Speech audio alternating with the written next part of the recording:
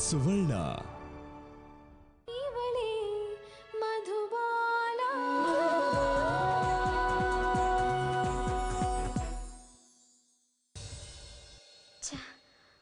ಬದುಕು ಎಷ್ಟು ಬೇಗ ಬದಲಾಗ್ಬಿಡುತ್ತೆ. ಯಾವ ಕಥೆ ಬೇಕಿದ್ರೂ ಅರ್ಥ ಆಗಬಹುದು, ಆದ್ರೆ ಬದುಕಿನ ಚಿತ್ರಕಥೆ ಮಾತ್ರ ಯಾರಿಗೂ ಅರ್ಥ ಆಗಲ್ಲ. ಬಹುಶಃ ಅದನ್ನ ಮೇಲಿಂದ ಬ್ರಹ್ಮನೇ ಬರ್ದಿರ್ತಾನೆ.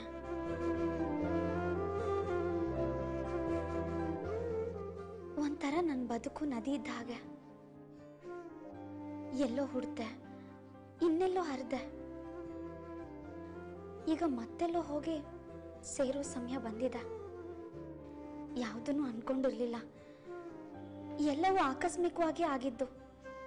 ಹೀಗೊಬ್ಬ ಹುಡುಗ ಸಿಗಬಹುದು, ನಾನು ಸಿಟಿಗೆ ಬರಬಹುದು, ನನ್ನ ಬದುಕಲ್ಲಿ ಹೀಗೆಲ್ಲ ಆಗಬಹುದು ಅಂತ ಕನಸಲ್ಲೂ ಕಂಡಿರಲಿಲ್ಲ. ಅದಕ್ಕೆ ಅಲ್ವಾ ಅಜ್ಜಿ ಹೇಳ್ತಿದ್ಲು, ಹೆಣ್ಣು ಒಂದು ನದಿ ಇದ್ದ ಹಾಗೆ ಎಲ್ಲದಕ್ಕೂ ಹೊಂದ್ಕೊಂಡು ಹೋಗ್ಬೇಕು ಅಂತ. ಪ್ರಪಾತ, ಏರು, ಇಳಿಕಲ್ಲು ಏನ್ ಬಂದ್ರೂ ಈ ಬದುಕಲ್ಲಿ ಹರಿಲೇಬೇಕು ಅಂತ ಇರಬೇಕು, ಇದ್ದು ಎಲ್ಲ ಜಯಿಸ್ಬೇಕು ಅಂತ.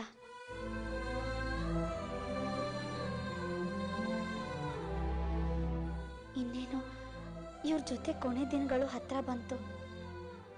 ಇನ್ ಮುಂದೆ ನಾನು ಒಂಟಿಯಾಗಿ ಬದುಕೋದನ್ನ ಕಲೀಲೇಬೇಕು. ಜೀವನ ಅಂದ್ರೆ ಹಾಗೆ ಅಲ್ವಾ, ಇಲ್ಲಿ ಯಾರು ಶಾಶ್ವತ ಅಲ್ಲ.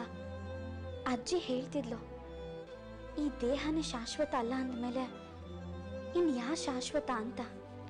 ನಿಜ, ಮೇಲಿಂದ ನೋಡೋ ಭಗವಂತ ಒಬ್ಬನ್ ಬಿಟ್ರೆ ಬದುಕಲ್ಲಿ ಯಾರು ಶಾಶ್ವತವಾಗಿ ಉಳಿಯಲ್ಲ.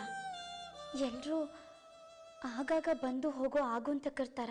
ಮನೆಯ ಬೆಳಗೋ ದೀಪಕ್ಕೆ ತನ್ನ ನೆಲದಲ್ಲಿ ಕತ್ತಲು, ಪ್ರೀತಿ ಹಂಚುವ ಜೀವಕ್ಕೆ ಒಂಟಿತನವೇ ಸುತ್ತಲೂ, ನೋವಿನಲ್ಲೂ ನಗುವ ಹುಡುಕು ಸುಗುಣಶೀಲೆ ಶಾಂತಲ, ಇವಳೇ ಮಧುಬಾಲ.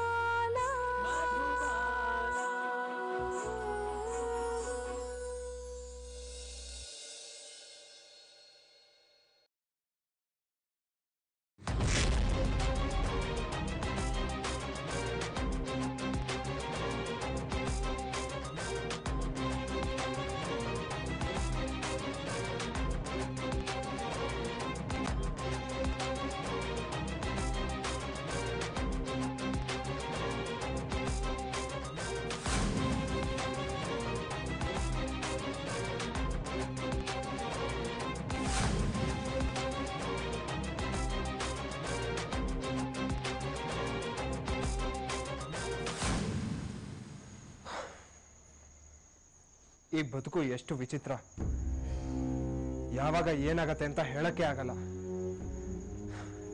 ನಾವು ಮಾಡೋ ಸರಿ ತಪ್ಪುಗಳೇ ನಮ್ಮ ಬದುಕನ್ನ ನಿರ್ಧಾರ ಮಾಡುತ್ತೆ. ಇದಕ್ಕೆ ಬಹುಶಃ ನನಗಿಂತ ಒಳ್ಳೆ ಉದಾಹರಣೆ ಸಿಗಲ್ಲ. ನಾನೊಬ್ಬ ಸಾಫ್ಟ್ವೇರ್ ಇಂಜಿನಿಯರ್, ಹೆಗಡೆ ಮಗ. ನಮ್ಮಪ್ಪಂಗೆ ಊರಲ್ಲಿ 50 ಎಕರೆ ತೋಟ ಇದೆ, ನನಗೆ ಬೆಂಗಳೂರಲ್ಲಿ ಸ್ವಂತ ಮನೆ ಇದೆ. ನಮ್ಮಪ್ಪ ಊರಿಗೆ ದೊಡ್ಡ ಮನುಷ್ಯ, ಆದ್ರೂ ನನಗೆ ಇವತ್ತು ಬೀದಿಲ್ ಮಲಗೋ ಪರಿಸ್ಥಿತಿ ಬಂದಿದೆ. ಇದಕ್ಕೆಲ್ಲ ಕಾರಣ ನಾನು ಮಾಡಿದ್ದು ಒಂದೇ ಒಂದು ತಪ್ಪು.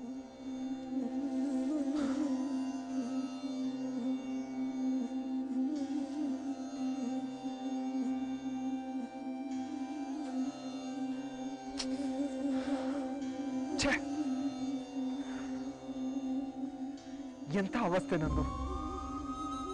ಬದುಕಲ್ಲಿ ಇನ್ನೂ ಏನೇನಾಗುತ್ತೋ ಗೊತ್ತಿಲ್ಲ, ಇನ್ನೂ ಏನೇನು ಕಾಣಬೇಕು. ಮಧುಗೆ ತುಂಬಾ ನೋವು ಕೊಟ್ಬಿಟ್ಟಿದ್ದೀನಿ, ಅದಕ್ಕೆ ಪ್ರಾಯಶ್ಚಿತ ಬಂದಿದ್ದೆಲ್ಲ ಅನುಭವಿಸ್ಬೇಕು, ಅನುಭವಿಸ್ತೀನಿ.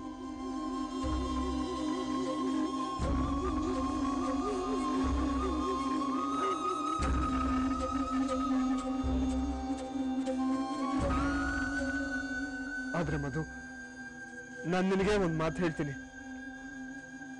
ನಾನು ನಿನಗೆ ಮೋಸ ಮಾಡಿಲ್ಲ. ಯಾರೋ ಮಾಡಿದ ತಪ್ಪಿಗೆ ನಾನಿವತ್ತು ನೋವು ಅನುಭವಿಸ್ತಿದ್ದೀನಿ.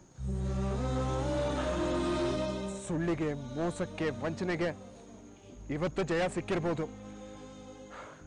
ಶತ್ರುಗಳು ಖುಷಿ ಪಡ್ಬೋದು. ಆದ್ರೆ ಇದು ಯಾವುದು ಶಾಶ್ವತ ಅಲ್ಲ. ಸತ್ಯಕ್ಕೆ ಒಂದಲ್ಲ ಒಂದು ದಿನ ಜಯ ಸಿಕ್ಕೇ ಸಿಗತ್ತೆ.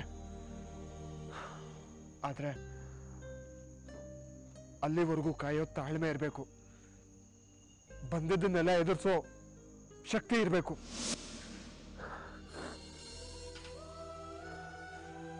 ಮಧು, ನಾನು ನಿನಗೋಸ್ಕರ ಎಲ್ಲ ಪರೀಕ್ಷೆನೂ ಎದುರಿಸ್ತೀನಿ.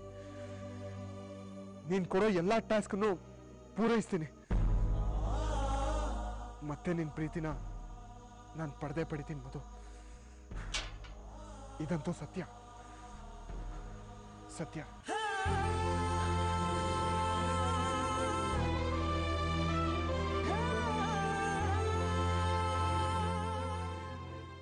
ಸೋನಿಯಾ ಅವ್ರ ಜೊತೆ ಹೋಗೋಕೆ ಇವ್ರು ಒಪ್ಪಲ್ಲ ಅನ್ಕೊಂಡಿದ್ದೆ. ನನ್ನ ಮಾತಿಗೆ ಬೆಲೆ ಕೊಟ್ಟು ಹೋಗಿದ್ದಾರೆ.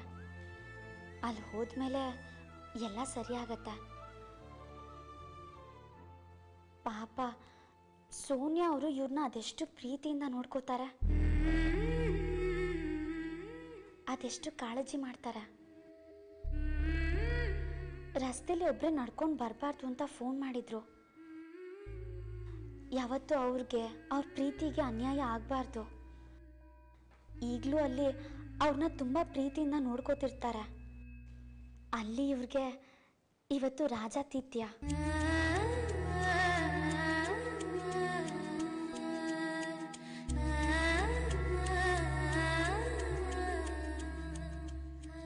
ಈ ಪ್ರೀತಿ ಹೀಗೆ ಮುಂದುವರೆದು ಅವ್ರು ಇನ್ನಷ್ಟು ಹತ್ರ ಆಗಿ ಒಟ್ಟಿಗೆ ಬದುಕೋ ಹಂತಕ್ಕೆ ತಲುಪಿದ್ರೆ ನನ್ನ ಜವಾಬ್ದಾರಿ ಕಳಿಯುತ್ತೆ. ನಾನು ನನ್ನ ಪಾಡಿಗೆ ಸ್ವಾವಲಂಬಿಯಾಗಿ ಬದುಕೋ ದಿನ ಬರುತ್ತೆ. ರಾಯ್ರೆ, ನನ್ನ ಬದುಕಲ್ಲಿ ಆ ದಿನ ಬೇಗ ಬರೋ ಹಾಗೆ ಮಾಡಿ. ನನಗೆ ಈ ಬದುಕು ಸಾಕಾಗಿದೆ.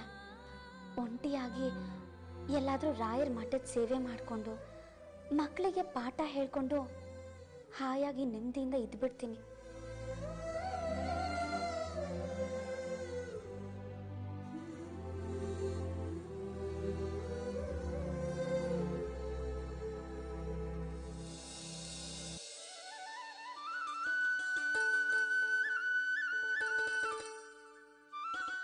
ಅವ್ರು ಇದ್ದಿದ್ರೆ ದಿನ ರಾತ್ರಿನೇ ಬಾಗ್ಲ ಹತ್ರ ನೀರಿಟ್ಬಿಟ್ಟು ಮಲಗ್ತಾ ಇದ್ರು. ಇವತ್ತು ನಾನೇ ತಗೊಳ್ಬೇಕಾದ ಪರಿಸ್ಥಿತಿ. ಕೈ ಬೇರೆ ಸರಿ ಹೋಗಿಲ್ಲ. ಅವ್ರು ಹೇಳಿದ ನಿಜ. ಮನುಷ್ಯ ಒಂದಲ್ಲ ಒಂದ್ಸಲ ಇನ್ನೊಬ್ಬರ ಮೇಲೆ ಡಿಪೆಂಡ್ ಆಗಲೇಬೇಕು. ಮೋಸ್ಟ್ಲಿ ಅವರು ಸೋನಿಯವ್ರ ಮನೇಲಿ ಗಡತ್ತಾಗಿ ನಿದ್ದೆ ಹೊಡುತ್ತಿರ್ತಾರೆ. ಇವತ್ತು ಆಫೀಸ್ ಇದೆ ಅಂತ ನೆನ್ಪು ಮಾಡಿಕೊಂಡು 9 ಗಂಟೆ ಅಷ್ಟರಲ್ಲಿ ಎದ್ದು ಬಂದರೆ ಪರವಾಗಿಲ್ಲ. ಅಷ್ಟೊತ್ತಿಗೆ ಬರಲಿಲ್ಲ ಅಂದರೆ ನಾನೇ ಸೋನಿಯವ್ರಿಗೆ ಫೋನ್ ಮಾಡಿ ಎಬ್ಸೋಕೆ ಹೇಳಬೇಕು. ಇಲ್ಲಾಂದರೆ ಮಾವ ಗಾಬರಿ ಆಗ್ತಾರೆ.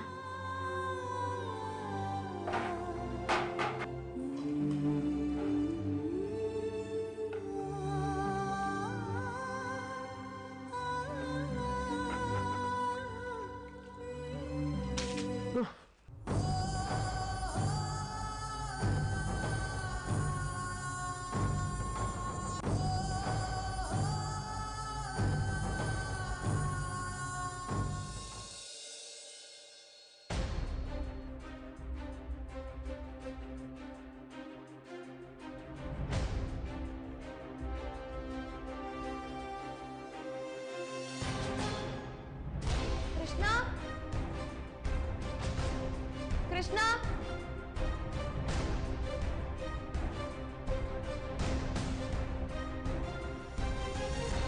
ಕೃಷ್ಣ,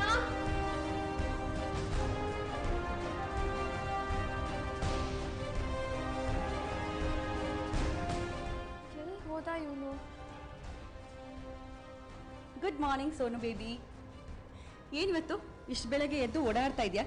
ನಿದ್ದೆ ಬರಲಿಲ್ವಾ? ಮಾಮ್, ಕೃಷ್ಣ ಎಲ್ಲೂ ಕಾಣಿಸ್ತಾ ಇಲ್ಲ. ನೀನೇನಾದ್ರು ನೋಡ್ದ್ಯಾ? ಇಲ್ಲ ಸೋನು, ನಾನು ಈಗ ತಾನೇ ಎದ್ದು ಬರ್ತಾ ಇದ್ದೀನಿ. ಇಲ್ಲೇ ಎಲ್ಲಾದ್ರೂ ಇರ್ಬೇಕು, ಸರಿಯಾಗಿ ನೋಡು. ಇಲ್ಲ ಮಾಮ್, ನನ್ ಮನೆ ಎಲ್ಲ ಹುಡುಕ್ತೆ, ಎಲ್ಲೂ ಕಾಣಿಸ್ತಾ ಇಲ್ಲ. ಹೌದಾ? ಅಲ್ಲಿ ನೋಡಲಿ, ಮೇನ್ ಡೋರ್ ಓಪನ್ ಆಗಿದೆ. ವಾಕಿಂಗ್ ಏನಾದ್ರೂ ಹೋಗಿರ್ಬೇಕು ಅನ್ಸುತ್ತೆ. ನೋಡ್ತೀನಿ.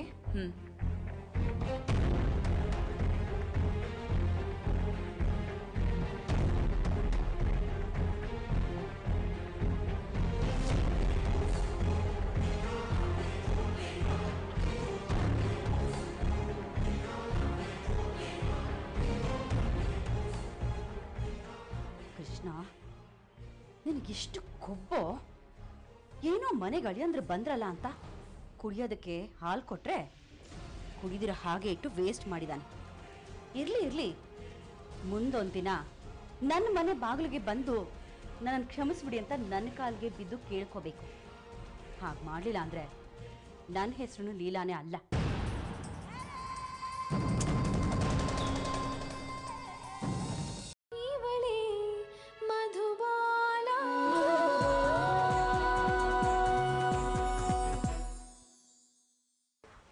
ಅರೆ, ಇದೇನ್ರಿ, ನೀವ್ಯಾಕೆ ಇಲ್ಲಿ ಮಲಗಿದ್ದೀರಾ? ಸೂರ್ಯವಂಶದವ್ರು ಇಷ್ಟು ಬೇಗ ಎದ್ದು ಬಂದ್ರಾ? ಸಾರಿ ರೀ, ಮೈಯೆಲ್ಲ ಒದ್ದೆ ಆಯ್ತು. ನಾನು ಹೋಗಿ ಟವಲ್ ತರ್ತೀನಿ. ಬೇಡ, ಟವಲ್ ತರೋದೇನು ಬೇಡ. ಒದ್ದೆ ಆಗಿರೋ ಮೈನ ಟವಲಿಂದ ಒರೆಸ್ಬೋದು, ಆದರೆ ಮನ್ಸಿಗೆ ಯಾವ ಟವಲ್ಲೂ ಇಲ್ಲ. ಸಾರಿ. ಅದು ಸರಿ, ನೀವು ಇಲ್ಯಾಕೆ ಬಂದು ಮಲ್ಕೊಂಡಿದ್ದೀರಾ? ಮತ್ತೆ ರಾತ್ರಿ ಸೋನಿಯಾ ಮೇಲೆ ಉಳ್ಕೊಂಡಿಲ್ವಾ? ಪಾಪ ಸೋನಿಯಾ ಅವರು ಅಷ್ಟೊಂದು ಕಾಳಜಿಯಿಂದ ಅಷ್ಟು ರಾತ್ರಿಲಿ ಫೋನ್ ಮಾಡಿದ್ರು. ಅಂತೂ ನೀವಿಬ್ರು ಸೇರಿ ನನ್ನ ರಸ್ತೆಯಲ್ಲಿ ಮಲಗಿಸಿದ್ರಲ್ಲ, ಖುಷಿ ಪಡು. ಯಾಕ್ರಿ, ಏನಾಯ್ತು? ಆಗೋದಕ್ಕೆ ಇನ್ನೇನು ಉಳಿದಿದೆ ಮಧು? ನಾನು ಹೋಗಲ್ಲ ಅಂದ್ರು ನೀನ್ ನನಗೆ ಬಲವಂತ ಮಾಡಿ ಅವಳ ಮನೆಗೆ ಕಳಿಸ್ದೆ. ಆಮೇಲೆ ನನ್ನ ಅಲ್ಲೇ ಉಳಿಸ್ಬೇಕು ಅಂತ ಡ್ರಾಮಾ ಬೇರೆ ಮಾಡ್ದೆ. ಇಲ್ಲ ರೀ, ನಿಜವಾಗ್ಲೂ ನನ್ನ ಉದ್ದೇಶ ಅದಲ್ಲ. ಅಷ್ಟು ರಾತ್ರಿ ನೀವು ಬರೋದು ಸರಿಯಲ್ಲ ಅಂತ ಹಾಗೆ ಹೇಳ್ದೆ ಅಷ್ಟೇ. ಹಾಗಂತ ನಾನು ಆ ಸ್ಮಶಾನದಲ್ಲಿ ರಾಕ್ಷಸರ ಜೊತೆ ಮಲ್ಕೋಬೇಕಾಗಿತ್ತಾ? ನಾನು ನಿದ್ದೆಗೆ ಜಾರಿದ್ದನ್ನು ನೋಡಿ ಸೋನಿಯಾ ಬಂದು ನನ್ನ ಪಕ್ಕದಲ್ಲೇ ಮಲ್ಕೊಂಡ್ಲು. ಸಹಿಸ್ಕೊಳಕ್ಕಾಗಿಲ್ಲ ನನಗೆ. ಅದಕ್ಕೆ ಮಧ್ಯರಾತ್ರಿಲೇ ಎದ್ದು ಬಂದು ಮನೆ ಬಾಗ್ಲು ಮುಂದೆ ಮಲ್ಕೊಂಡೆ. ಈಗ ಸಮಾಧಾನ ಆಯ್ತಾ ನಿನ್ಗೆ?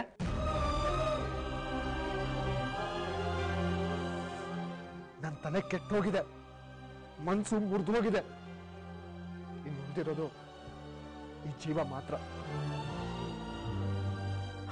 ನೀನ್ ನನ್ನ ಬಿಟ್ಟು ಹೋಗೋದ್ರ ಒಳಗಡೆ ಅದನ್ನು ತಗೊಂಡು ಹೋಗ್ಬಿಡು ಮಧು, ಪ್ಲೀಸ್.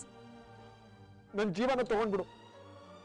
ರೀ, ಯಾಕ್ರಿ ಹೀಗೆಲ್ಲ ಮಾತಾಡ್ತಿದ್ದೀರಾ? ಇಷ್ಟು ಬೆಳಿಗ್ಗೆ ನೀವು ಈ ರೀತಿ ಎಲ್ಲ ಕಿರ್ಚಿದ್ರೆ ಅತ್ತೆ ಮಾವ ಎದ್ದು ಬರ್ತಾರ. ಹಾ, ಬರ್ಲಿ ಬಿಡು, ಅವ್ರಿಗೂ ವಿಷಯ ಏನು ಅಂತ ಗೊತ್ತಾಗ್ಲಿ. ನೀನ್ ಈ ತರ ಮಾನಸಿಕ ಹಿಂಸೆ ಕೊಡೋದಾದ್ರೂ ನಿಲ್ಲತ್ತೆ. ಇಬ್ರಲ್ಲಿ ಒಬ್ರಿಗಾದ್ರೂ ನೆಮ್ಮದಿ ಸಿಗತ್ತೆ.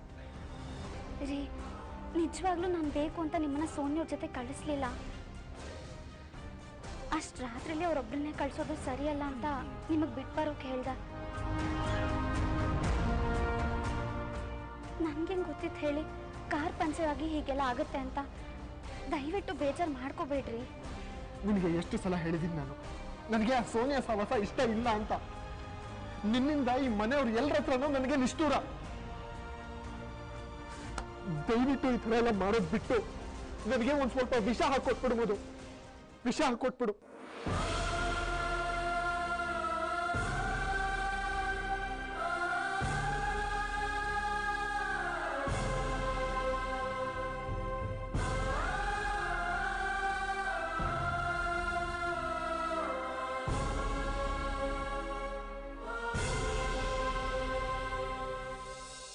ಅಯ್ಯೋ, ಅಲ್ಲೆಲ್ಲೋ ನೆರೆ ಬಂದಿದೆ ಅಂತ ಕ್ಯಾಮ್ರಾ ಕೊಟ್ಟು ಕಳ್ಸಿದ್ರು.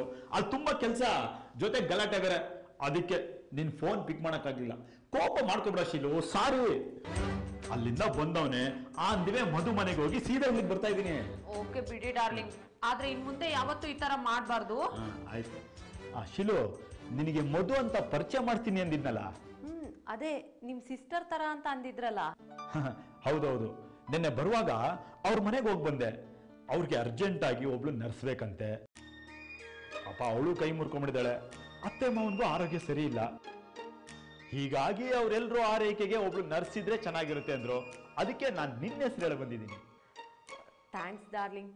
ನೀವು ಹೇಳಿದ್ಮೇಲೆ ಅದು ನಿಮ್ಮ ಪರಿಚಯದವರು ಅಂದಮೇಲೆ ಇಲ್ಲ ಅಂತೀನಾ? ತುಂಬಾ ಒಳ್ಳೆ ಹುಡುಗಿ ಮಗಳು, ಯಾರ ತಂಟೆ ತಕ್ಕವರೆಗೂ ಹೋಗೋದಿಲ್ಲ. ಈಗ ಅವಳು ತುಂಬಾ ಕಷ್ಟದಲ್ಲಿದ್ದಾಳೆ. ಮಾನಸಿಕವಾಗಿ ಬೆಂಬಲ ಕೊಡೋರು ಬೇಕು. ಶೀಲು, ನೀನು ಅವಳನ್ನ ಚೆನ್ನಾಗಿ ಆರೈಕೆ ಮಾಡು. ಮಧು ನನ್ನ ಸ್ವಂತ ತಂಗಿ ತರ. Don't worry darling. ಯಾವತ್ತಿಂದ ಕೆಲಸ ಶುರು ಮಾಡೋಣ? ಇವತ್ತಿಂದನೇ. ಹೌದಾ? ಹಾಗಾದ್ರೆ ನಮ್ಮ ಮಗುನ ಏನ್ ಮಾಡೋದು? ಅದು ನನಗೆ ಮನೆ ಇದ್ದಾಗೆ. ಸೊ ಡೋಂಟ್ ವರಿ, ಮಗುನು ನಿನ್ ಜೊತೆನಲ್ಲೇ ಕರ್ಕೊಂಡೋಗು. ಅಲ್ಲೇ ಆಟ ಆಡ್ಕೊಂಡಿರ್ತಾಳೆ. ನಾನೇ ನಿಮ್ಮಿಬ್ರು ಬಿಟ್ಟು ಬರ್ತೀನಿ. ನೋಡು, ಸ್ವಲ್ಪ ನನಗೆ ಆಚೆ ಕೆಲಸ ಇದೆ, ಹೋಗಿ ಬರ್ತೀನಿ. ಮೇಕಪ್ ಕಡಿಮೆ ಮಾಡ್ಕೋ, ಬೇಗ ಆಗುತ್ತೆ. ಓಕೆ ಡಾರ್ಲಿಂಗ್, ನೀವು ಬರೋದ್ರೊಳಗಡೆ ನಾನು ರೆಡಿ ಆಗಿದ್ರೆ ಆಯ್ತಲ್ಲ. ನಿಮ್ಗೆ ಯಾಕೆ ಚಿಂತೆ? ಸರಿ, ಬೇಗ ರೆಡಿ ಆಗ್ಬಿಡು.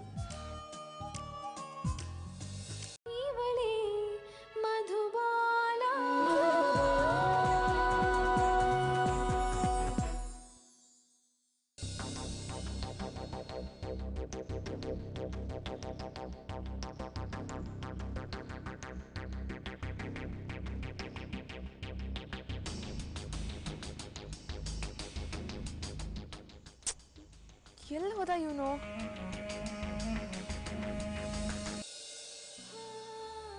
ಕೃಷ್ಣ ಹೇಳ್ದೆ ಕೇಳ್ದೆ ಎಲ್ಲಿಗೆ ಹೊರಟೋದ? ಮನೇಲಿರೋರು ಭಯ ಆಗ್ತಾರೆ. ಅಟ್ಲೀಸ್ಟ್ ಒಂದು ಫೋನ್ ಮಾಡಿ ಇನ್ಫಾರ್ಮ್ ಮಾಡ್ಬೇಕು ಅನ್ನೋ ಕಾಮನ್ ಸೆನ್ಸ್ ಬೇಡವಾ ಅವನ್ಗೆ? ಛೇ, ಯಾಕೆ ಹೀಗಾಡ್ತಾನೆ ಇವನು? ನಾನು ಇವನ್ಗೆ ಎಷ್ಟೋ ಜನ್ಮದ ಶತ್ರು ಅನ್ನೋ ಥರ ಆಡ್ತಾ ಇದ್ದಾನೆ. ಅಲ್ಲ, ನಾನು ಇವನ್ ಇಷ್ಟಪಡೋದು ತಪ್ಪ? ಒಂದು ಕಾಲದಲ್ಲಿ ನನ್ನ ಜೊತೆಗಿದ್ದವನು ಮತ್ತೆ ನನ್ನವನಾಗ್ಬೇಕು ಅಂತ ಆಸೆ ಪಡೋದು ತಪ್ಪ?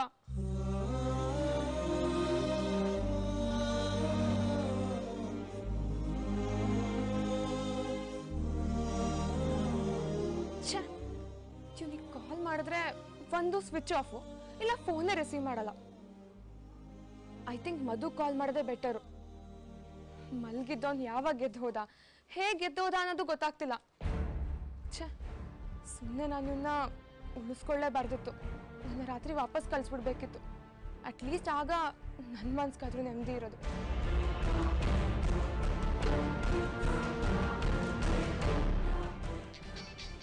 ಹಲೋ, ಹೇಳಿ ಸೋನಿ ಅವ್ರೆ. ರಾತ್ರಿ ಮಲ್ಗಿದ ಕೃಷ್ಣ ಬೆಳಗ್ಗೆ ಎದ್ದು ನೋಡಿದ್ರೆ ಎಲ್ಲೂ ಕಾಣಿಸ್ತಾ ಇಲ್ಲ. ಎಲ್ಲಿ ಹೋಗಿದ್ದಾನೆ ಅಂತನೂ ಗೊತ್ತಿಲ್ಲ. ಏನೂ ಹೇಳಲಿಲ್ಲ, ಹಾಗೆ ಎದ್ದು ಹೋಗಿದ್ದಾನೆ. ನನಗಂತೂ ತುಂಬ ಭಯ ಆಗ್ತಾ ಇದೆ ಮಧು. ಅಯ್ಯೋ ಸೋನಿ ಅವರೇ, ನೀವೇನು ಭಯ ಪಡಬೇಡಿ. ಅವ್ರಾಗಲೇ ಮನೆಗೆ ಬಂದು ಆರಾಮಾಗಿ ಮಲಗಿದ್ದಾರೆ. ಹೌದಾ? ಹೇಗೆ ಬಂದ್ರೋ ಗೊತ್ತಿಲ್ಲ, ಆದರೆ ನಾನು ಎದ್ದು ಬಾಗಿಲು ತೆಗಿಯುವಾಗ ಬಾಗಿಲ ಹತ್ರನೇ ಕೂತು ನಿದ್ದೆ ಮಾಡ್ತಿದ್ರು. ಛೇ, ಯಾಕೆ ಹೀಗೆ ಮಾಡ್ತಾನೆ ಕೃಷ್ಣ? ನಾನು ಅವ್ನಿಗೇನು ದ್ರೋಹ ಮಾಡಿದ್ದೀನಿ? ಕೃಷ್ಣ ನನ್ನ ವಿಚಾರದಲ್ಲಿ ಸರಿ ಹೋಗ್ಬೋದಾ? ಸೋನಿಯಾ ಅವರೇ, ನೀವೇನು ಚಿಂತೆ ಮಾಡಬೇಡಿ. ನಾನು ಎಲ್ಲ ಸರಿ ಮಾಡ್ತೀನಿ. ಇನ್ನೊಂದು ಸ್ವಲ್ಪ ದಿನ ಅಷ್ಟೇ, ಎಲ್ಲ ಸರಿ ಹೋಗುತ್ತೆ. ಸೋನಿಯಾ ಅವರೇ, ನಾನು ಇನ್ನೊಂದ್ಸಲ ಕಾಲ್ ಮಾಡ್ತೀನಿ. ಈಗ ಸ್ವಲ್ಪ ಕೆಲಸ ಇದೆ.